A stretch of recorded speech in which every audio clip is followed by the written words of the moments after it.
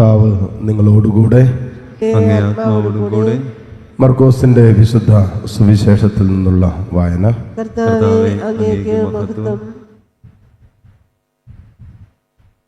അധ്യായം 3, 22 മുതൽ 30 വരെയുള്ള തിരുവചനങ്ങൾ.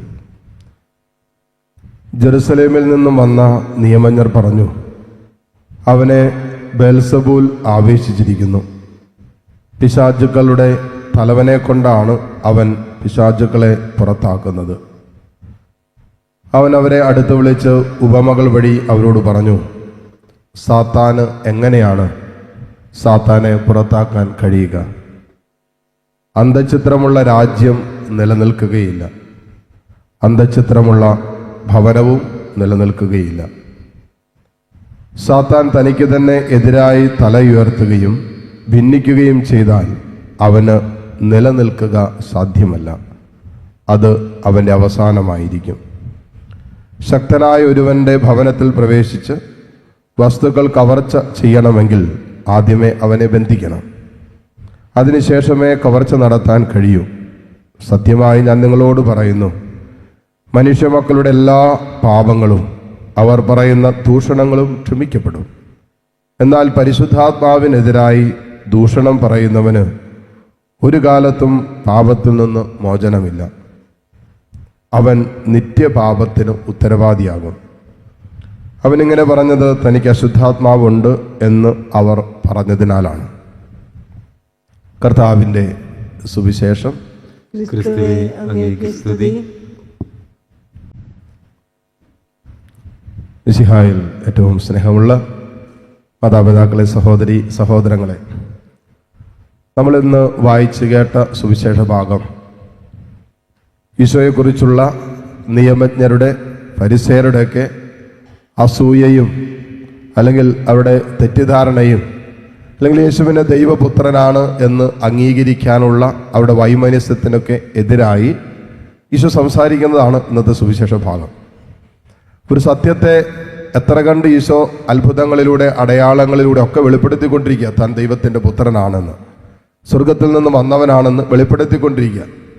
ഇത് സ്വീകരിക്കാൻ അവർ തയ്യാറാകാതെ ഹൃദയം അടച്ചു വയ്ക്കുകയും ഹൃദയകാഠിന്യത്തിൽ നിന്നുകൊണ്ട് അവൻ ബെൽസബൂൽ ബാധിച്ചവനാണ് എന്ന് പറയുന്നതിനോടുള്ള ഒരു പ്രതികരണമാണ് ഇന്നത്തെ സുവിശേഷത്തിൽ നമ്മൾ കണ്ടുമുട്ടുക.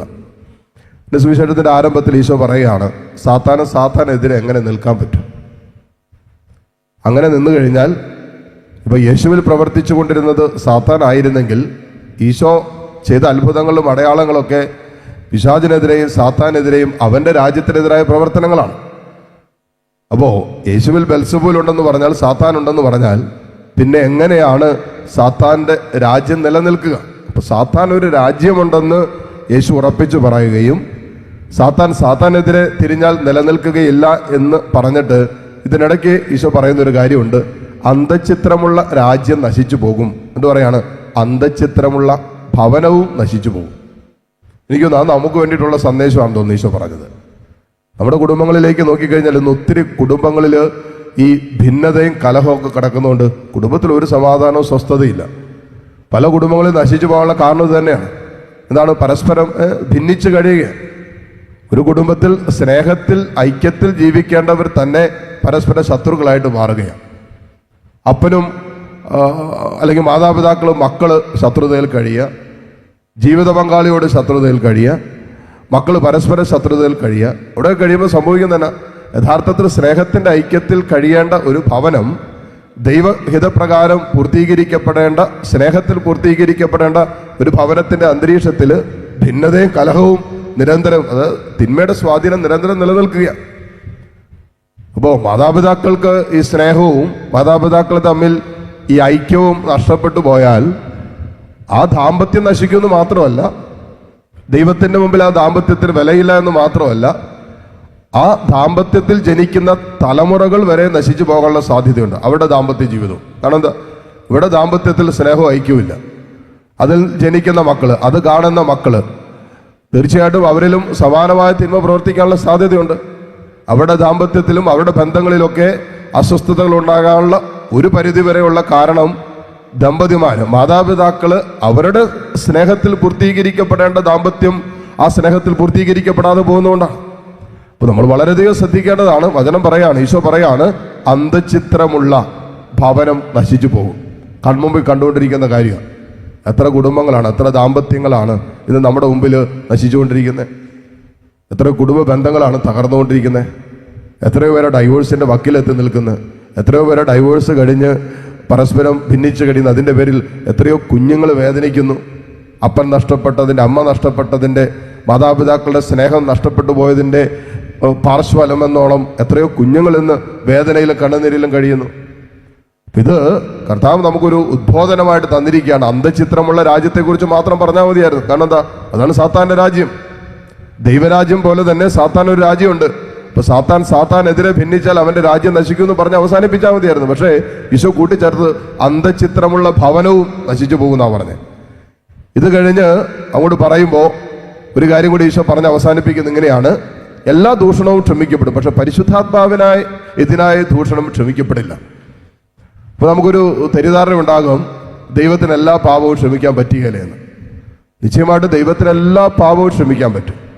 ഏത് പാപവും ദൈവത്തിന് ക്ഷമിക്കാൻ പറ്റും. ഏത് നിമിഷവും ദൈവത്തിന് പാപം ക്ഷമിക്കാൻ പറ്റും. ഏത് പാപത്തിന്റെ മേലും ദൈവത്തിന് അധികാരമുണ്ട്. അപ്പൊ നമുക്കൊരു തെറ്റിദ്ധാരണ ഉണ്ട്, പിന്നെന്താണ് പരിശുദ്ധാത്മാവിനെതിരായ പാപം ക്ഷമിക്കാൻ പറ്റാത്തത് അല്ലെങ്കിൽ ക്ഷമിക്കാത്തത്? അവിടെയാണ് നമ്മൾ മനസ്സിലാക്കേണ്ടത് എന്താണ് പരിശുദ്ധാത്മാവിനെതിരായ പാപം. ഈശോ പറഞ്ഞുകൊണ്ടിരുന്നത് ഈ നിയമജ്ഞരുടെ ഹൃദയ കാഠിന്യത്തെക്കുറിച്ചാണ്. ഒരു സത്യത്തെ അറിഞ്ഞിട്ടും യേശുക്രിസ്തുവിനെ ദൈവത്തിന്റെ പുത്രനായി അവതരിപ്പിക്കപ്പെടുന്ന സാഹചര്യങ്ങളിലൊക്കെ ഈ സത്യം ഇവർ ബോധപൂർവ്വം നിഷേധിച്ചു. ഡെലിബറേറ്റ്ലി ഇവർ തള്ളിക്കളഞ്ഞു. എന്തുകൊണ്ടാ? ഹൃദയ കാഠിന്യം കൊണ്ട് ഇത് അംഗീകരിച്ചില്ല. പരിശുദ്ധാത്മാവ് ഒരുവന്റെ ജീവിതത്തിൽ പ്രവർത്തിക്കുമ്പോൾ ആത്മാവ് തരുന്ന ഒരു വിഷയമാണ് അനുതാപവും പാപബോധവും. അപ്പോൾ പരിശുദ്ധാത്മാവ് ഒരുവൻ പ്രവർത്തിക്കുമ്പോൾ ആത്മാവ് അനുതാപം തരും, പാപബോധം തരും. ദൈവസ്നേഹത്തിന്റെ വഴികളിലല്ല എങ്കിൽ അത് നമുക്ക് ഓർമ്മപ്പെടുത്തി തരും. ആത്മരക്ഷയുടെ വഴികളല്ല എങ്കിൽ അത് പറഞ്ഞ് മനസ്സിലാക്കി തരും. സത്യം മനസ്സിലായിട്ടും യേശുക്രിസ്തുവിലൂടെ പൂർത്തീകരിക്കപ്പെട്ട രക്ഷാകര പദ്ധതിയെക്കുറിച്ചും എൻ്റെ പാപമോചനത്തെക്കുറിച്ച് പരിശുദ്ധാത്മാവ് എനിക്ക് ബോധ്യപ്പെടുത്തി തരുമ്പോൾ ഡെലിബറേറ്റ്ലി ബോധപൂർവം ഹൃദയ കാഠിന്യം നിമിത്തം അനുദപിക്കാതിരിക്കുകയും പാപം ഏറ്റുപറയുകയും ചെയ്യാതിരിക്കുകയും ചെയ്താൽ അവന്റെ തന്നെ നിത്യനാശം വിളിച്ചു വരുത്തുകയാണ്. അതാണ് വചന അവസാനത്തിൽ കൂട്ടിച്ചേർത്തത്. അവൻ നിത്യപാപത്തിന് ഉത്തരവാദിയാണ്. ദൈവമല്ല അതിന് ഉത്തരവാദി. ദൈവം ക്ഷമിക്കാഞ്ഞിട്ടല്ല.